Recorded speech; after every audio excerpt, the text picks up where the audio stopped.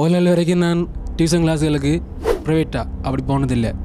தனியாக ஸ்கூல் படிப்பு மிச்சமெல்லாம் முழுக்க செல்ஃப் ஸ்டடி தான்.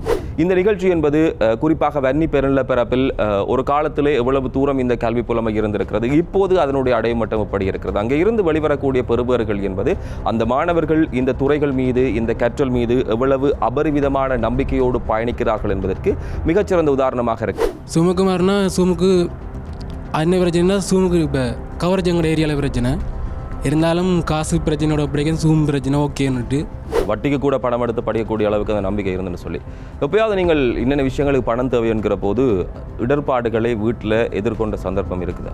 என்ன சின்ன வயசுலேருந்தே ஒரு மேத்ஸில் ஒரு இன்ட்ரெஸ்ட் ஒரு ஜாலியாக இருக்கும், அது படிக்காலே ஜாலியாக இருக்கும். நான் படிக்கணும்னு தான் நான் வந்தேன். அதனால் சூம்ன்றது நான் என்ன இந்த விஷயத்தை நான் பெற்றுக்கொள்ள நானாக தான் முடிவெடுத்து வந்தேன். நான் வழி இன்னொருத்தர் போஸ்ட் பண்ணி வரே இல்லை.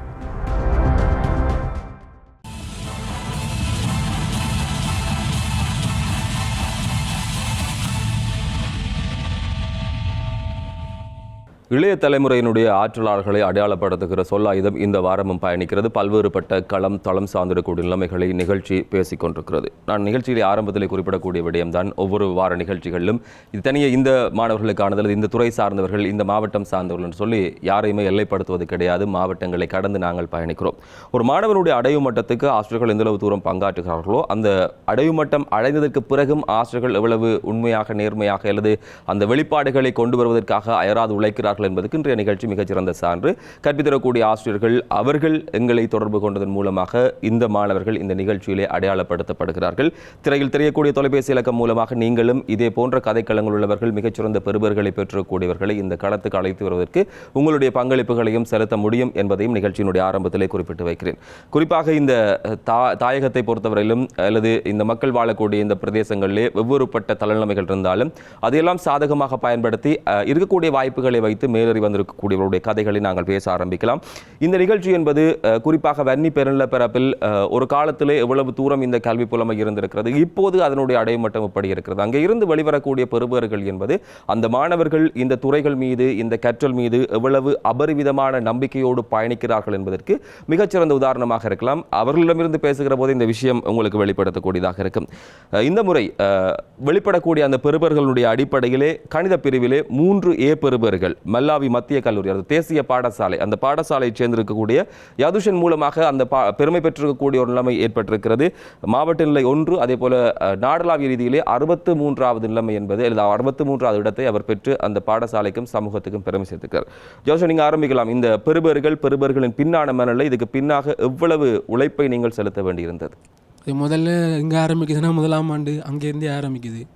நான் 1ஆம் ஆண்டுலேருந்து 5ஆம் ஆண்டு வரைக்கும் எங்களோட ஊர் வந்து உயிலங்குளம் கிராமப்புறம் தான். பெரிய டெக்னாலஜி அந்த அளவுக்கு பஸ் ஓட்டமே பெரிய அளவுக்கு இல்லை, அதான் உண்மை. அந்த ஸ்கூலில் 5ஆம் ஆண்டு வரைக்கும் படித்து ஸ்காலர்ஷிப் பாஸ் பண்ணான். அப்புறம் 6ஆம் ஆண்டுக்கு மல்லாவி சென்ட்ரல் காலேஜுக்கு போனான்.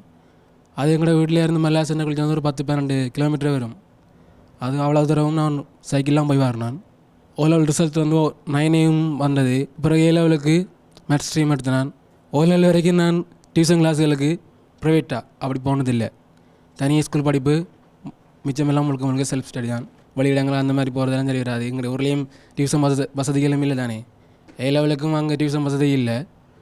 அப்போ எல்லாருக்கும் மேத்ஸுக்கு வந்துட்டு இருந்தானே வந்துட்டு இப்போ டியூஷன் கிளாஸு கண்டிப்பாக போகணும் எல்லாம் சொல்லிக்கிட்டு வந்தேன். A லெவலுக்கு நான் யாழ்ப்பாணத்துக்கு வந்து நான் வந்து ஒரு மாதம் தாங்கி பார்த்தேன். மாத வாடகை 5000 வந்து போகிற செலவு, வார டைமில் 2 மணி நேரம் பஸ் ஓட்டம் போய் 4 மணி நேரத்தில் முடிஞ்சிடும். அப்போ இங்கே வந்து பார்த்தா இது பாடத்தில் உள்ள கணக்கில் போகிறத விட இந்த செலவு பட்ஜெட் போடுறது தான் எனக்கு பெரிய ஒரு டைம் எடுத்த மாதிரி இருந்தது. அப்போ சரி வர நான் உடனே சூமுக்கு அங்கே கேட்டேன். அவையிலும் ஓகேன்னு சொன்னியோம். அப்போ உடனே சூமுக்கு மாறிட்டேன். சூமுக்கு மாறினா சூமுக்கு என்ன பிரச்சனைனா சூமுக்கு இப்போ கவரேஜ் எங்களோட ஏரியாவில் பிரச்சனை இருந்தாலும் காசு பிரச்சனையோட பிடிக்கும் சூம் பிரச்சனை ஓகேன்னுட்டு ஓகே வந்துட்டேன். என்னால் முடிஞ்ச மேக்ஸிமம் ஃபோட்டோ போட்டு வருவோம், இன்ஜினியரிங்கு வருவோம் ரெண்டு தான் வந்தேன் நான். ஏதோ என்னால் முடிஞ்சதை நான் ஃபோட்டோ போட்டு எனக்கு வந்தேன் நான். எங்களோட அம்மா அப்பா பற்றி சொல்லணுண்டா, அப்பா வந்து வயல், அம்மா வீட்டில் தான் வயல் தோட்டம் அதுக்கெல்லாம் அதில் நம்பி தான் நாங்கள் வந்து பயணிக்கிறோம். இதில் கொஞ்சம் பயோமெட்ரிக் ஸ்ட்ரீம் பண்ணுறதால கொஞ்சம் சில பேர் கொஞ்சம் தெரியும் தானே, ரிசோர்ஸ் புக்குகள் அதுகள் வாங்கணுமெண்டு, பாஸ் பேப்பர்கள் வாங்கணுமெண்டு பிரச்சனைகள் இருக்கும். அதுக்கு தேவையான அப்பா எப்படியாச்சும் சில வேளை வட்டிக்கு வேண்டியிருந்தாலும் அந்த காசெல்லாம் வந்துடும் எப்படியாச்சும். படிப்புக்கு தேவையான செலவுகளை அப்பா வந்து இல்லைன்னு சொல்லி விட்டதில்லை. நாங்கள் கொஞ்சம் 1 மாதம் நேரடியாக போனதால் குமரன் சிறார்கள் எல்லாம் சொன்ன எக்ஸாமுகள் நாங்கள் மாதம் வைப்போம், அதுக்கு நீ வந்து கண்டிப்பாக நேரடியாக வந்து எழுதுதான் நல்ல தம்பியாண்டி. அப்போ நானும் ஓகேன்னு சொல்லி மாதம் இங்கே வாரேன் நான். அது ஒரு செலவு தான். அப்போ என்னென்னா வெள்ளிக்கிழமையில நடக்கும் 5 காலுக்கு எக்ஸாம் முடிஞ்சால் நாங்கள் எல்லோரும் கொஞ்சம் படியங்கள் நேரடியாக வந்தவங்க என்னோடய வகுப்படியங்களாம் 5 காலுக்கு முடிஞ்சால் 7 மணிக்கு ஒரு பஸ் ஒன்று இருக்கும். அந்த 7 மணி பஸ் வந்து அந்த 7 மணி பஸ்ஸில் வந்தால் நான் நேரடியாக எங்கள் ஏரியா கொஞ்சம் கிட்ட வந்துடுவேன். கிட்ட வந்தால் என்ன அதில் வந்து பஸ் காசு 300 ரூபா. மாங்குளத்தால் சுற்றி ஏனேனால வந்தேன்டா அப்போ 5 காலுக்கு வந்துடலாம், ஆனால் 550 600 வந்துடும். அப்போ 200 300 மிச்சம் பிடிக்கணும் வேண்டி நாங்கள் 7 மணி மட்டும் அங்கே எங்கேயாச்சும் பஸ் ஸ்டாண்டில் நிற்போம். நின்றுட்டு தான் பிறகு வருவோம். இங்கே வர 9 மணி ஆகும். சரி, நீங்கள் சொன்னீங்க வீட்டில் இருக்கக்கூடிய அந்த குடும்ப சூழல் அல்லது ஒரு விவசாய பின்னணி சார்ந்திருக்கக்கூடிய குடும்பம், வட்டிக்கு கூட பணம் எடுத்து படிக்கக்கூடிய அளவுக்கு அந்த நம்பிக்கை இருந்துன்னு சொல்லி எப்போயாவது நீங்கள் இன்னென்ன விஷயங்களுக்கு பணம் தேவை என்கிற போது இடர்பாடுகளை வீட்டில் எதிர்கொண்ட சந்தர்ப்பம் இருக்குதா? இடர்பாடுகள் இருந்தாலும் அது எனக்கு தெரியாத அளவுக்கு அம்மா அப்பா சமாளிப்பேன். அதுதான் விஷயம். சரி, இந்த கணிதத்துறை இப்போ சொல்கிறீங்க, இந்த பெறுபர்கள் ஆங்கில மொழி மூலம் காப்போத சாதனத்திலேயும் நல்ல பெறுபர் இருக்கிறது. ஏன் இந்த கணிதத்துறையை தேர்வு செய்யணும் என்ற ஒரு யோசனை உங்களுக்கு வந்தது? என்ன சின்ன வயசுலேருந்தே ஒரு மேத்ஸில் ஒரு இன்ட்ரெஸ்ட், ஒரு ஜாலியாக இருக்கும். அது படிக்காலே ஜாலியாக இருக்கும். மற்ற ஒரு விஷயம் என்னது, ஒரு மிஷின் ஒன்று இருக்குன்னா அந்த மிஷின் எப்படி ஒர்க் ஆகுது கிட்டத்தட்ட அப்படி தான். அது அந்த மாதிரி ஆராயிர தன்மை எனக்கு கொஞ்சம் ஆர்வம் கூட. அவள் ஃபிசிக்ஸும் படிக்கணும்னு ஆசை. பயோவுக்கு போகலாம்னா பயோ வந்து அவ்வளோ வந்து பயோவும் எனக்கு பிடிக்கும் தான்.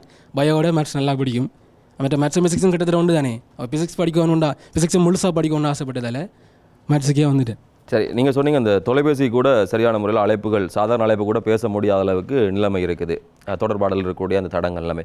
அப்படி இருக்கக்கூடிய ஒரு பகுதியிலிருந்து நீங்கள் கணிதத்துறையை தேர்வு செய்யுங்க. ஊரில் இருக்கக்கூடிய ஆக்கள், பெற்றோர்கள் அல்லது ஏனையவர்கள்லாம் சில விட சொல்லுவாங்க, இது கொஞ்சம் கஷ்டமான விஷயம், இங்கேருந்து படிக்க முடியாது, அல்லது இதில் கொஞ்சம் இடர்பாடுகள் இருக்கலாம். அப்படி யாரும் உங்களுக்கு தெரியத்தக்கனே அல்லது உங்களோட காது படவே இந்த விஷயங்களை சொல்லி வைக்கணுமா? எங்களோட ஊரில் ஏற்கனவே எனக்கு முன்னுக்கு என் பெரிய அண்ணா மேத்ஸ் படிச்சிருக்கான். அதுக்கு முன்னுக்கு இன்னொரு அக்கா ஒரு ஆள் படிச்சிருக்காள். நான் 3வது நபர். எங்களை ஊரை பொறுத்த வரைக்கும் 3வது நபர். இந்த கணிதத்துறையில் படிக்கிற கணிதத்துறையில் படிக்கிறது 3வது நபர். அவைக்கு என்ன மாதிரி பெறுபர்கள்? எங்கள் அண்ணாவுக்கு பிசிஎஸ் வந்தது முந்தி. மற்ற அக்காவுக்கு ஒன்றரை அக்கா தான், அவருக்கு 3S வந்தது. சரி, இந்த பெறுபர்கள் வருகிற அந்த நேரம், இந்த வரப்போகுதுன்னு சொன்னாங்க. ஏப்ரல் மாதம் ஆரம்பத்திலேருந்து பெறுபர்கள் வெளியாகுது என்ற விஷயம் சொல்லப்பட்டு கொண்டே இருந்தது. பெறுபர்கள் வார நேரம் உண்மையில் எப்படி இருந்தது? எனக்கு ஒரு தயக்கம் தான், அவ்வளோ பெரிய சந்தோஷம் மட்டும் இல்லை. ஆனால் அம்மா அப்பா குடும்பம் சொந்தக்காரங்க எல்லாம் பயங்கரமாக மகிழ்ச்சி சந்தோஷமாக இருந்தாங்க. அது காணும் தானே. நாங்கள் சந்தோஷப்படுறத விட அவங்க சந்தோஷப்பட்டா அதுவே காணும். பாடசாலைக்கு இந்த பெறுபரை சொல்கிற போது பாடசாலை சமூகம் அதை எப்படி எடுக்கிறது? பாடசாலை சொல்ல தேவையில்லை. எங்களோட பிரின்சிபல் கத்தி தான் சொன்னார். எங்களோட உயிரமலை பிரின்சிபலை மீட் பண்ணிக்க பெரிய சவுண்டாக தான் சொன்னார். சாதிச்சுட்டான் பொடியன் தெரியும் தானே, முதலே சொன்னான் தானே, அந்த மாதிரி தோணியில் கொஞ்சம் சவுண்டாக சொன்னார். அதுக்காக எனக்கு சந்தோஷமாக இருந்தது. சரி, இந்த இவ்வளத்துக்கள் இருந்தும் ஒரு இணையவழி மூலமான கற்றல் நடவடிக்கை காண பேர் பிற்போக்குத்தனமானது. வகுப்பில் இருந்து நேரடியாக படிக்கிறத விட இது கொஞ்சம் விஷயங்களில் வந்து ஈடுபாடு குறைவாக இருக்கும் என்ற ஒரு குற்றச்சாட்டையும் சொல்வார்கள்.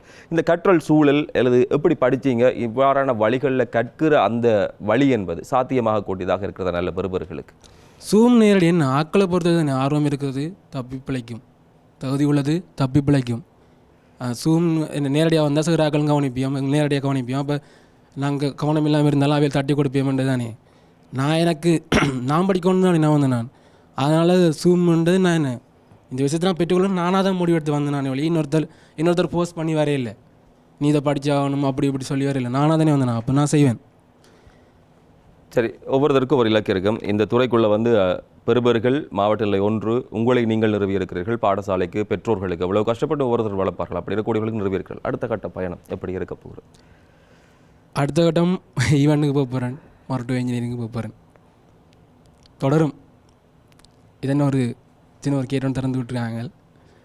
ஃப்ரீயாக படிப்பிக்கிறதுக்கு, நல்ல கோர்ஸ்களை படிப்பிக்கிறதுக்கு ஒரு சின்ன கேட்டு திறந்து விட்டுருக்காங்க. இருந்தாலும் வழியாக வர போகிறோம். வாழ்த்துகள்.